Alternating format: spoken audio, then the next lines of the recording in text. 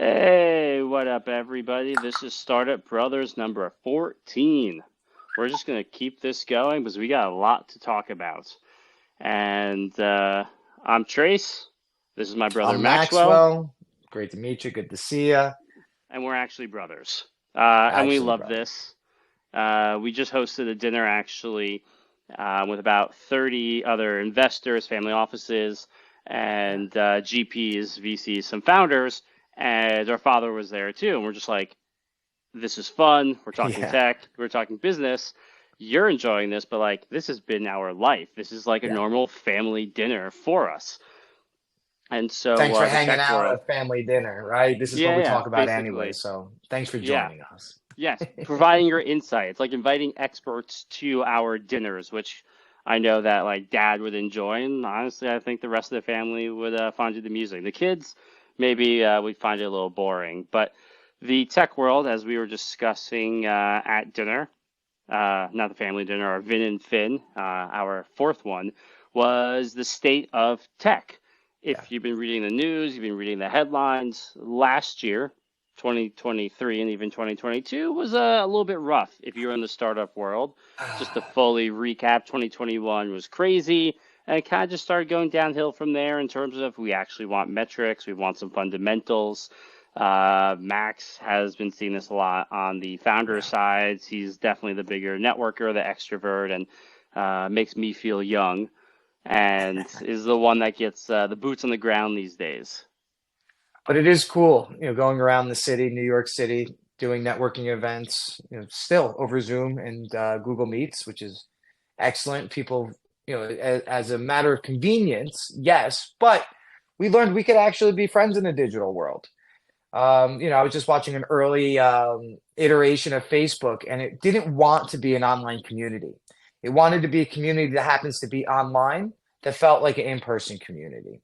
And so that's sort of what it feels like it came back to. It was originally, let's meet on Zoom, let's roll our eyes, let's get in trouble. But it's now it's just part of the ecosystem. Now it's part of networking. I do a Zoom twice a week.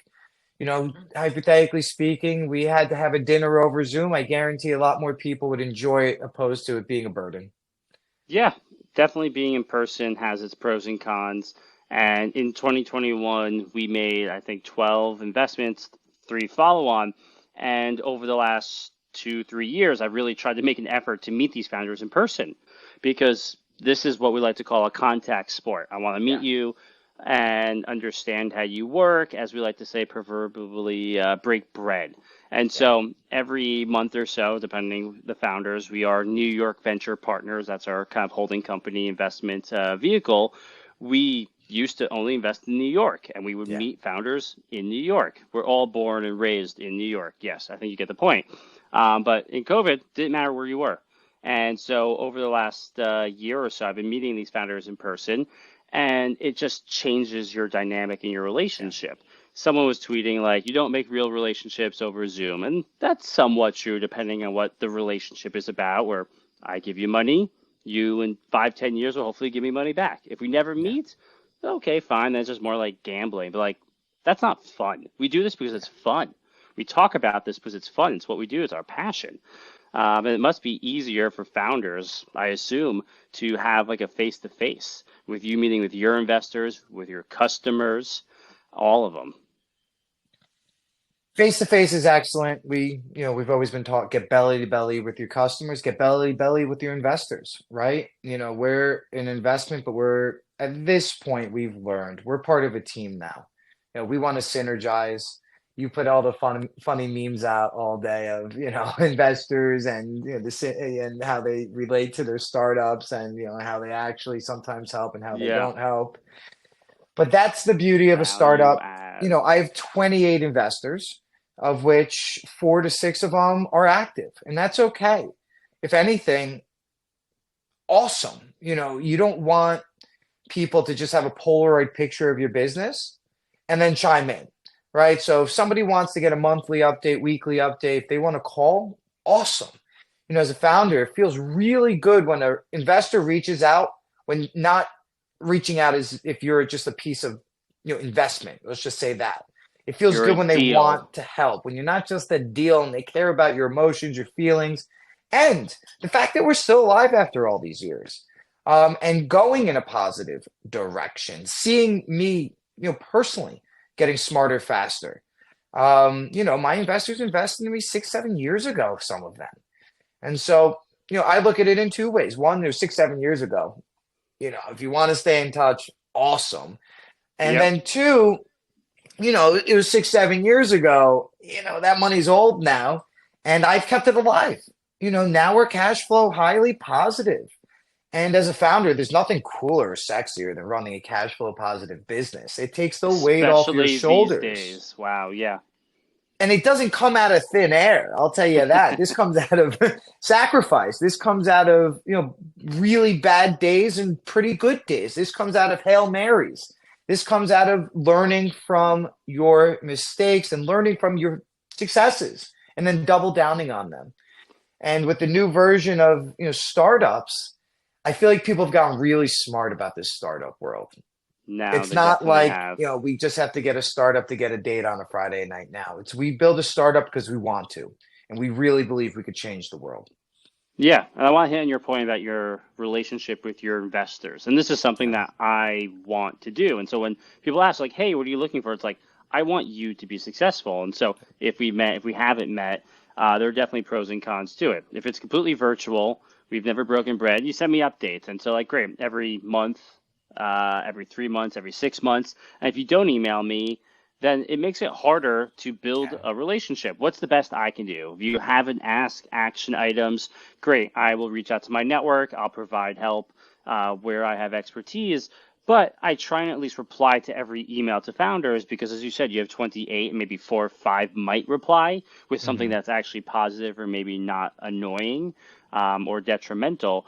That's the best I can do because these founders live all throughout New York, Florida, California, some in Copenhagen. Like I'll never run into them. I can't just hang out with them. I have to schedule a call. We gotta sit down. He has to explain everything to me. So that's the other thing. When you have individual investors, every call is explaining and saying the same thing. So some set up weekly, yeah, monthly, quarterly cadences.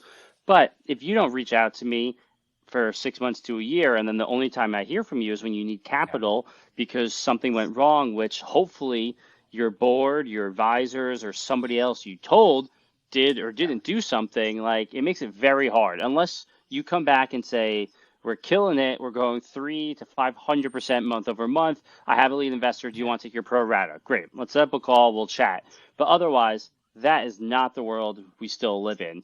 Most of the time, I haven't heard from companies. I have probably about five I hear from on a monthly basis. Direct correlation between monthly updates, doing the best, my relationship with them, and my willingness to help.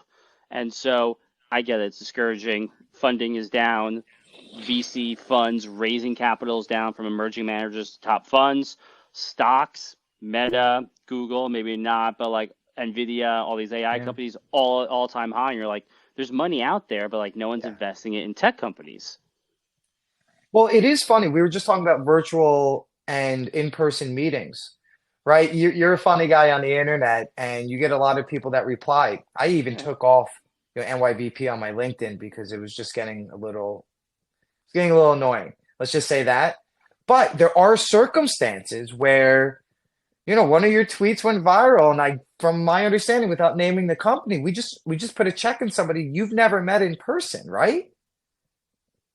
Yep. And so it's the second investment from Twitter. The first one was probably 4 years ago in an AI company. It was Chat GPT like three before it was really cool. Hmm. I saw them tweeting about it. They went to Syracuse, and I was like, great. They went through the same program as me. I actually still have never met Matt and the team. So actually, that reminds me I Yeah. need to do that. It lives on Long Island. This one, my tweet went viral again, got a million views. And because Twitter is so difficult to work with sometimes, I had to go through every single Yeah. profile and find out who's following what. And so I was like, oh, EIR, interesting. Okay. I reached out to a dozen people and be like, okay, what are you working on? What are you up to? You have an interesting background. Actually, I'm working on this new AI thing. Very smart technical team, and they have funding. I like the idea that they're working on. We set up 2 or 3 calls, write a check within a week. What do we Yeah. invest in? You know it when you see it. It's really difficult to answer that question. So, meeting people in person, but, founders, don't be shy. I know Twitter's a funny place, but people do read and respond to tweets. LinkedIn's become a little bit more spammy than it's ever been, in my opinion. Yes. Um, but don't be discouraged. Warm introductions are encouraged, of course. But this was cold, hard, cold, icy, I and it's reached one of our out. fastest investments, right? Definitely up there. Not trying to brag like, hey, we invest really fast, but No, it usually worked don't. and it right. And so we did the diligence that we could, still kind of like pre-product, but technical team built it in a few months, and we'll tell you all about who it is shortly when we can. But this is somebody that I never would have met in person. And Yeah. that's what I love about technology. Like my wife, I met my wife on Hinge, and I'm very thankful for it because I most likely never would have met her in person. And someone was just tweeting like 9 out of 10 people now meet online. And I think that's great Yeah. because it's data. You have a larger sample set. I have better reach. I can look for exactly what I want. And I don't have to go find you and be like, hi, how are you? What do you do? Hi, how are you? What do you do? And then you're pitching me. I'm like, I don't really care. Yeah. And something I did notice, which is pretty awesome too, two companies that we went through the diligence. We probably spent 6 weeks going back and forth, talked to the team, and we both agreed that it's just not for us, or some things just didn't go hand in hand with our values and our thesis. But as a startup founder, you got to be pretty ruthless in a kind, gentle, ruthless way, if that makes any sense. Yeah. And what I have noticed, and what's really, really cool, and I'm impressed by them. And maybe we'll give it another gander one time.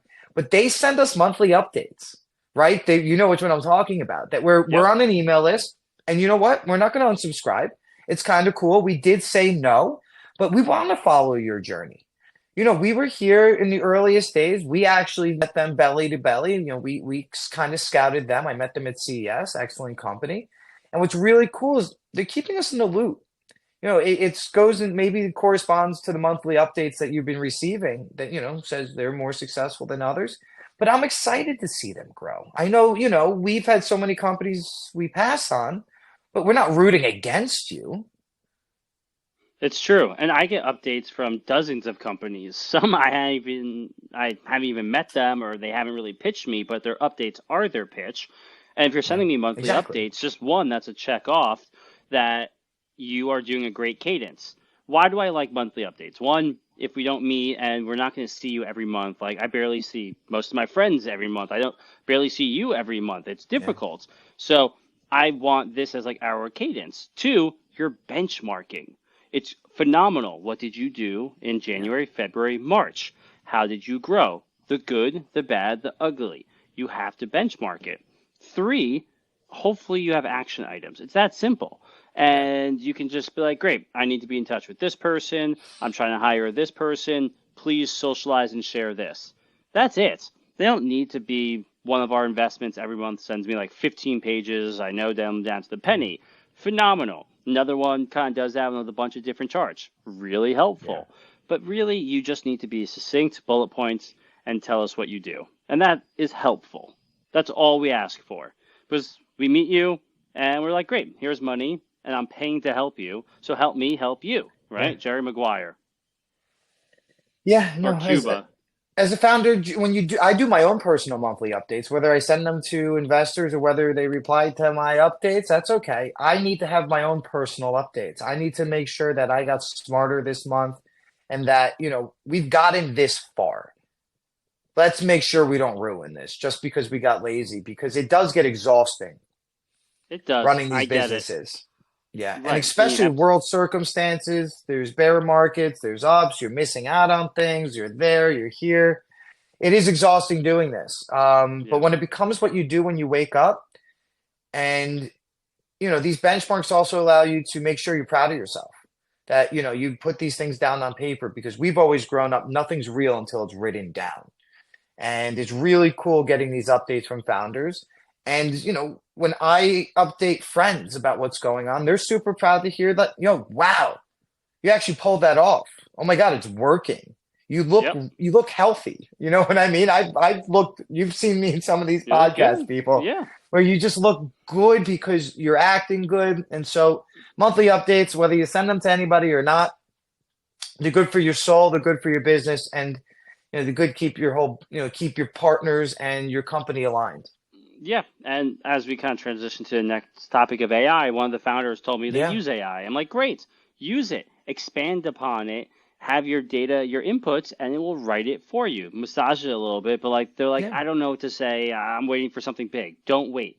no, Write something. If it's a little AI-ish, that's fine. We're all using it. yeah, I we are. use And if you're it. not, Yes, and you should. Is it where it needs to be? Every day, if you're on Twitter, you're online, Claude this, Grok that. There's actually two Groks, one with a K, one with a Q. oh wow, Mistral. All this funding, right? Yeah, well, Twitter has Grok with a K. He just open sourced it, actually. And there's Grok with a Q, Q. which invented their own chip. So, like, you have NVIDIA with their chips, their H like 100s, 1000s, and then they built out an even faster chip. It's crazy. I was using it online, and like when you hit go, before you even lift your finger, it already wrote the answer. That's how fast it is. Now, the limitation of AI, from like Yeah, updates to running like parts of your business, are what your imagination is. And also, one of our investments, Hyperite, other side, doing agents, the one that we invested in online, as your example on Twitter.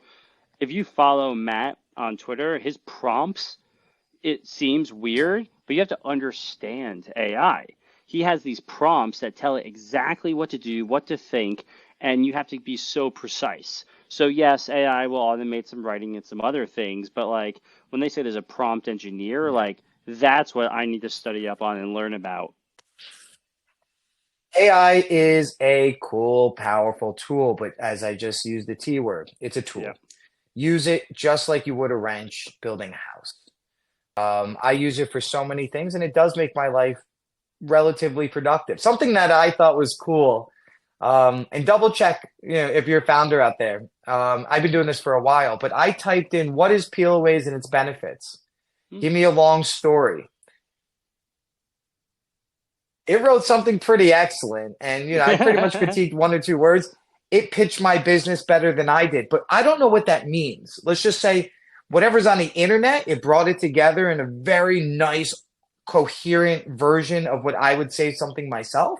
I don't know, but I thought it was cool that AI knew who I was and what I built. Let's just say that. Who's You Maxwell have a Cohen? lot of information Of online. It knows Yeah, about you. You are on Shark Tank. You write blog posts. You do a lot of interviews, and like based yeah. on the words you use and what people say about you, made some cool inferences. So I thought that was really cool. So, if you've been in business for 2.5, 3 years, ask AI if it knows who you are. It's a little scary, I'm not gonna lie. Yeah, actually, I'll do that after this. My whole thing was about putting things online, my memes, kind of Twitter's my open mind of that. But yeah, AI, yes, all the stocks are up, NVIDIA, SMCI, anything related, anyone says it. At the enterprise level, it's going to be difficult to get adoption because Yeah, it is taking in all this information, where it's actually coming from. The CTO of OpenAI was like, maybe we do, maybe we don't take from public domain. Who knows? What's her face like that? And so it will be tough to do adoption and actually use it for something more than what we call like a wrapper. These yeah, companies have raised billions, tens of billions of dollars. Most of it right now is coming from the top tier VCs. Yes, the Sequoias, the Lightspeeds, Tiger, SoftBank, because they can invest tens of millions, hundreds of millions, billions of dollars, no problem. But the CVCs, the Microsofts, Amazon, Google, and Nvidia, they're deploying billions of dollars. billions. It is such an unfair advantage that they have that if you pitch me an AI company, my answer almost is like, sorry, no, because I'm not cool enough. We're not cool enough as much Yeah. as I love this and we geek out and we have a lot of fun that someone so technical and smart AI is going to come pitch me. Okay, you have a nice rapper, you can make millions of dollars, but like, unless I found that person on Twitter who I would never meet, who maybe knows my name because of memes, and I had to reach out, that seems to be the only way that I believe to get deal flow that would even potentially be considered an investment opportunity. What I think is really cool is, Apple ruled the world, Microsoft ruled the world, Amazon ruled the world. We could just go down of what we're familiar with. But right, like SoftBank was a disaster for 5, 6 years. And now, their investments, right? ARM, whatever it is, just Yeah, paid off so tenfold, right? they lost probably about 17, 18 billion on WeWork, and now they're up about 100 billion on ARM. Right, so Right. WeWork's gone. Here's Who my cares? ARM. Right. And the other side of that is now NVIDIA is the third most valuable company on planet Earth. Yeah, they And just when I passed. watch Yeah. all of, I watch now, I've been Googling the founder. He's been doing this since like 20 plus 2004. years. Yeah, the stock literally Yeah. just went like this. I had Nvidia chips when I played video games like EverQuest, and they were great, but no one cared. We didn't Like, think about it. right, it was a CPU and then a GPU. Wow, for graphics. Mm, But it was really just in the last few years that like it exploded, and everyone's going crazy. AI this and AI that. But like as we were talking before this, like, what is AI? I don't know. We're creating a new logo, trying to redo this, and it's making up letters. It's spelling brother with like four R's and startup yeah. with like five O's and two U's. I'm just like, hey, thank you. Like, please try again, overlords. When you take over, please remember I was nice to you. I always say please and thank you to Alexa or Siri. I never yell at them. They'll remember.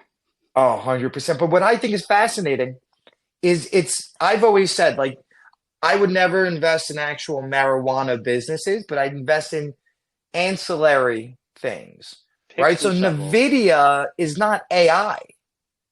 It's the things that are required to create AI, which is the coolest part. It's these chips, Yeah. semiconductors. We all heard about semiconductors during the pandemic because we couldn't make cars or cell phones because we were out of these semiconductors, and the word semiconductor itself just sounds funny and like Yeah. it's a semiconductor, and then what it Why isn't really it a is full those chips. conductor?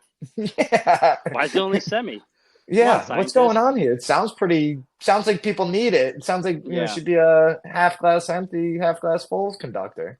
And so, kind of tying this back into the tech world, Yeah. we're seeing a lot of non-funding occur in other industries. So if you look at all the Hmm. stats, all the money is going to AI. It's the coolest thing. All It is of the cool. GPs, everyone went from SaaS enterprise, well, everything. Crypto fell off, and so everyone in crypto is like, what am I supposed to invest in? I'm going to do AI, and now every investor is doing AI, and so we are now Vin and Fin and other activities of ours, Hamptons Tech Week, and some of the groups that we're a part Yeah. of, we're trying to get LPs together, family offices that we run, and some of our friends, new acquaintances who, if you are not second generation family office, which means you grew up in the tech world, people made money doing so many things. I'm meeting fifth, Weird sixth, things. 10th generation people, pharmaceuticals, equipment manufacturing, everything can make a lot of money, textiles. And so they want to get into tech. Yeah. Unfortunately, like if they started getting into it the last few years and they invested in funds and everything was awesome and a lot of FOMO, lots of people got burned, but that's how you learn. And they have cash flow businesses, which is good and bad. But now is the time where institutions have stepped back, Yeah. where large funds are flocking to safety. You go to the biggest funds because historically they've done 2 or 3x and no one ever got fired for investing in the top fund. The stats came out that 66% of emerging managers that raised in the last few years are not going to raise their fund too. Yes, there's survivorship bias of like, great, we also had the most funds ever raised, so yeah, statistically it should be a little bit higher than normal. But we're the scouts. We are angels. We get in a pre-seed seed. What we say is love those that love you first. As Hmm. Max said, he has 28 investors. They took a bet out of him. Some are annoying, some are helpful, but like you know who you love, and same with our founders. That's all I want from them, really, besides getting a pile of cash in like 5, 10 years. And so it is difficult right now, but I think we're almost at the bottom. And AI is getting some people more back into it, but that means they're learning, and that's what Yeah. we want to do here. The funny part is, and this is like a little side note, so many people go, so you've raised venture capital. And I go, yeah. They go, so, I've heard all these companies go out of business. What happens to all that money? Do you have to pay them back? And I go, no, they took a bet on me. I could lose all of it. Do I lose sleep? I've been doing this for a while. I've been working my butt off and I've tried my hardest. Let's just say that. And we had a Yep. vision, we have a business. And guess what? I've chipped away to the point where we are starting. I mean, this is 7.5 years later to see that light, the light's getting brighter at the end of the tunnel. But no, we don't have to we take this money, we don't have to give any of it back. This is your bet on us to potentially make you guys and ourselves more money in the future. But we do this, to me, I always remind startup founders, you're not starting a business to make money. Money is a consequence of you building a business, building something that you believe in, building something bigger than yourself. And if you happen to make money, that's just my meditative way to just keep trucking. I know that you guys are in the business of making money and exits, but I like to remind people, so am I. I will Yes. never get filthy rich off of a salary. I'm in the exit business too. I'm the largest shareholder.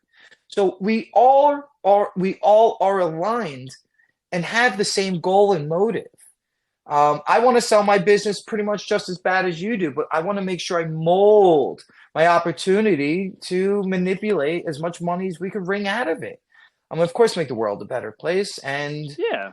yeah, I mean, but the trick is we don't ever have to give money back. That's why business loans, I saw Mark Cuban said on an early episode of Shark Tank, something I learned. Taking out a business loan in an early stage is one of the silliest things you could possibly do. Yep. This is the biggest risk ever. Taking out a loan would be disastrous because 99% of the time you're probably going to lose. Yes, and so you put it well. We say it all the time. We're in the business of exits. My job Yeah. is to make money. This is purely capitalistic. Hopefully, we have fun along the way. And so, if we make an investment, it goes to zero, we lost the money. That's the risk we take. We have 60 investments. Sadly, I expect 50 of them not to work out, but as long as those 10 make outsized returns, make back the 60, and then 3, 4, 10x that, Yeah. hopefully it was worth it. But that's what people have to understand. If you invest, you will most likely lose your money. That's the mentality you need to go into. And so this is all about learning. Simple, naive questions. How do I get my money back? Exits. What can I take money out? Absolutely not. Never. Nope. Maybe later at a secondary at a series B, C, D. But you don't take money out of a company until they give you money back. They tell you. And so, as you were saying, you're not going to get rich off of a salary. If you're looking, what was the latest IPO? Reddit is probably going IPO, I think, this week after Hmm. 19 years. The Two founder and decades. CEO, I think it's Steve Hoffman still, he started it, sold it to Reddit with Alexis Ohanian, like $10 million. Dollars. They left, they came back, they left, they came back. He's being paid, I think, $350,000. A lot of money. His stock Yes. options, pretty sure they're worth about $250 million, Yeah. depending on the valuation of the company. And the last valuation was 10 billion. Then it went down to, I think, 5 billion. And now they're trying to IPO at Mm. 6.5. Still, Fugazi, huge numbers. But he is running a startup doing $800 million in revenue and getting paid Yeah. $350,000 as a CEO. Because as you said, you have your main bet. It's the equity in the company at exit. Yeah. And so that's the biggest difference between an investor and a founder. The founder, you have one singular bet. Investors, we get to diversify our risk. If you don't mind, just re-educate me and most people. Why do companies IPO? Yes, for liquidation preferences, but it's also a venture round, right? Or something like that? Yes. So an IPO, initial, wow, I just blanked. Initial offering, basically. Yes, initial Public. public offering. Um, we've had one before and we'll have more, is basically a fundraising event. So Yeah. Reddit is going out to go raise probably 600 to $700 million at a 6.5 billion valuation. So it'll sell about 10% of the company. So you will get Just like they diluted. would. Right. But you also then have a lockup. So any investor, lots of people invested, have to wait 6 months before they can even sell. Still, it's interesting. You can be an investor for 19 years and still have to wait Yeah. 6 months, and hopefully the public markets like you. But the initial bankers who come in literally in the last mile can flip it day one. If there's a pop or down, they can get out. So that's a whole separate issue. they're also giving their community shares as well. They can buy in at the Hmm. price. So hopefully it goes up. The whole meme stock, remember GameStop, even these meme crypto things going on now started on Reddit. So like Reddit Yeah. is literally the alpha or the beta, depending on how you're looking at it, that the community is either going to love it or hate it, short it or call options go long.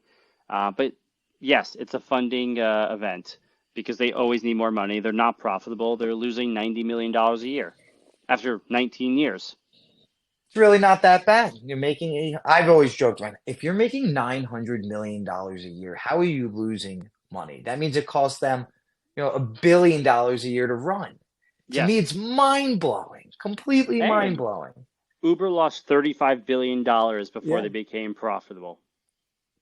And that's just the way it works. So, yes, when there's money out there, you're allowed to grow your business at all costs. And just from my last question on this, do you think they have to raise money, or they're doing it for comfort, or you think they're trying to build out an AI platform or trying to build something? Or do you think they, after 19 years, if we could liquidate some of these, equity stakes, let's just do it?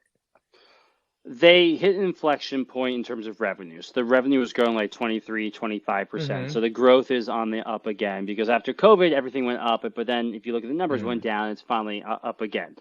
Are they juicing it? Sure. They're doing ads. They're being a little bit more vocal about it because leading up to an IPO, you have to show the growth. Do they need the cash? got it. They probably have a few $100 million in cash And we'll find and out. short-term assets. It's in the S1, which we can go through. But why not take the money while you have it, right? They'll go get, if they're losing $90 million a year, down from about 150, they go raise $600 million. They have at least 6+ years of cash.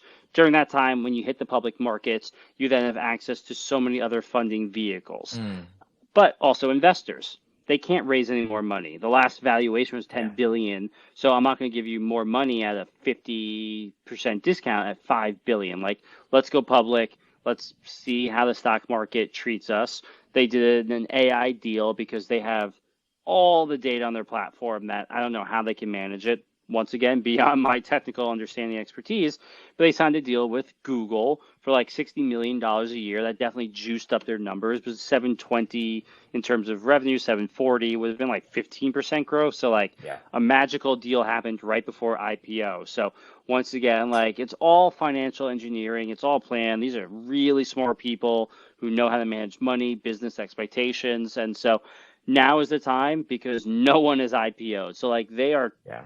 they're going out there and like God bless them. We only had like 4 IPOs in the last year. It has been the window has been Brutal. shut, and so Instacar is actually up. Klaviyo is back at their IPO. ARM is like up, what 200% almost. So Yeah. like we're kind of feeling good, but like if you have a growth story, if you don't have a growth story, maybe a hiccup, it's difficult. No, and that's how you make money is IPOs and acquisitions, right? I mean, at Vin and Fin, we were talking about how some companies can't even get acquired because of rules and regulations, and nothing political. But Roomba couldn't get acquired because it because the government thinks they're creating monopolies, or I've been watching the stocks of like Southwest after that deal fell through. JetBlue. Yep. So three major deals. Figma, after a year and a half, Adobe couldn't acquire them for $20 billion. And so there was a breakup fee of $1 billion. They said no. Adobe's number one when it comes to creative. Figma is basically eating everyone else's lunch. So like that's somewhat monopolistic. Okay, there could be a case made there. So $1 billion went to Figma. Adobe lost that, and then Adobe just did their earnings, and their growth is slowing. Still a $100 billion company, but growth is Yeah, stalling. At some point, you kind of hit a terminal growth, and they knew that. That's why they needed yeah, Figma. That would have added hundreds of millions of dollars to yeah, their bottom line and shown growth. So they knew what they're doing. Adobe, yeah. They're not the people stupid. that run it, brilliant. Amazon is worth what 1.5 trillion. They tried to buy iRobot for 1.5 billion, and they said no. Okay, it's a cleaning robot. Okay, cool. Like you know what's inside your house. They have the latch. They deliver Yeah. everything. Like, And then the stock went down like 50% for iRobot. They laid off half the company. So Amazon will probably just get them for pennies on the dollar eventually, anyways. And then the last one, JetBlue and Southwest. JetBlue tried to buy them. Once again, said no. So 99% of acquisition, 99% of exits come through acquisition. IPOs Yeah. get the media, the headlines, and some of the multi-billion dollar numbers, but almost all of our returns come through M&A. And right now, there's no M&A, there's no IPOs. Can you imagine how the investors feel? So what is, if Yeah, you're Figma, do you IPO? What do you think's going through their head? Because their investors are sitting there saying, "Oh yeah, we hit it. We're about to get shares in, Adobe, and Adobe's a great company, and the synergy is going to make them both skyrocket, yep, and everybody's probably buying a second house or whatever their favorite toy was." And then you're like, wait a second. You're telling me like the government just said this can't happen? We were joking around that so many companies, unicorns, were created out of mystical thin air, right? And it goes yes. back to the actual word unicorn, mystical thin air, fairy dust, Supposed to you be know, rare. supposed to be rare, and it's happening all the time. And I remember things were popping off so hard that things were decacorns, right? Whatever the word was, 10 Yeah, decade going 10 billion plus. billion. And we were joking around, I remember waking up to our chat saying they were just created, out of fairy dust, pixie dust. Yeah, Was their fundamentals actually valued over a billion? No, it's just investors invested at over $1 billion valuation. yes. And so what's going to happen to Figma? They're not going to get acquired. They were valued at 20 billion, which was overvalued because there's 2021, mid Yeah, 22 multiples when they were supposed to be acquired. So Adobe tried to pay up, as we found. They were not desperate, but they needed them. So they're like, great, we'll pay. It's a long-term investment. So they got $1 billion cash. So they don't need to raise again. The simple math is they're worth maybe $10 billion at best, based on the rumors of what their revenue is. yeah, It could happen. So another one that got shut down was Plaid. They were trying to do, if you ever log into something and need your bank account to be authenticated, Plaid. You trust them. They were going to get bought by I do Visa, trust them. somebody for, right, you trust them for like 5.7 billion. They said no. It took a year or so and then they raised an up round and they'll have to IPO at some point because no one's going to acquire them. But the interesting one is Harry's, the Dollar Shave Club one. They just filed for an IPO and they Yeah, were supposed to get acquired for like 1.3, 1.4 billion by Gillette. And everyone's like, no, it's a monopoly. And we're like, what? You're going to stop a CPG razor company? It's not even like a tech company. yeah. Now they're doing over $1 billion in revenue. They're profitable, depending on adjusted EBITDA, made up, community adjusted. But still, they came back. It took a few years. They readjusted and they're going to IPO. They'll get what? 3 to 5x their valuation, which is very nice and generous for a CPG company, but that's 2 or 3x what they were going to get acquired for. So they ground it out, and we'll see how the market treats them. So there still is hope, but Yeah. the IPO window has to open up again. Companies like mine, I don't think I'm ever gonna IPO one day. But we're a very acquirable business. We have Oh IP, yeah, we have trademarks, we have customers, we have a very unique business plan. So, there's hope for companies out there that aren't going to IPO. I remember back in the day, people built companies with the goal to IPO. And from a yeah, founder's point of view, two things. One is, we're a private company. oh yeah, Nobody knows my numbers besides my investors. And, I'm proud of my numbers, so I don't mind sharing them. But when it comes to these publicly traded companies, I love dissecting their numbers. These are monster companies. Some yep, of them 98% down from their share price.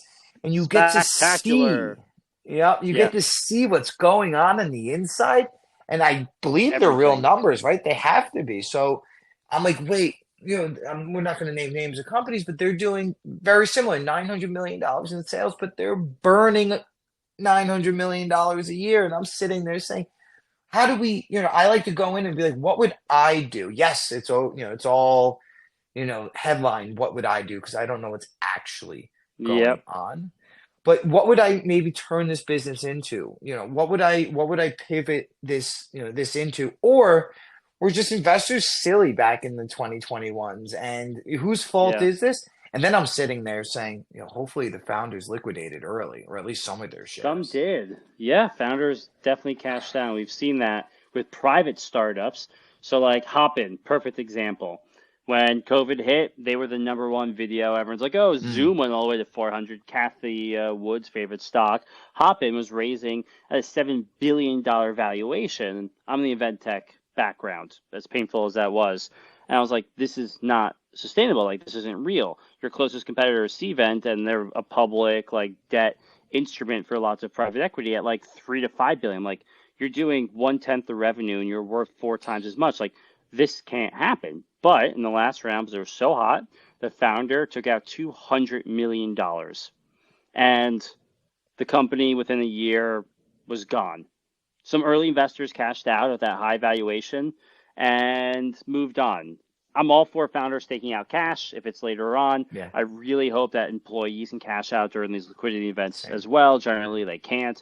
QSBS, taxes, a whole host of reasons. But even at the public, you can see when they sell. That's why there's a lockup, so you can't just quick flip it. But like, it's an IPO. It's the most magical, like, highest attainable thing in the business world, Yeah. and the public is just like, no, we don't like you. We're gonna meme you on like Twitter and make fun of you on the news. And you're like, I literally just spent hopefully the last like 10 years of my life building this, not 3 years and SPAC it with nothing. But it it is tough out there. And so my final thoughts are basically startups are built to take on the man, the person, the Yeah. establishment, only to eventually be acquired or And become become. them.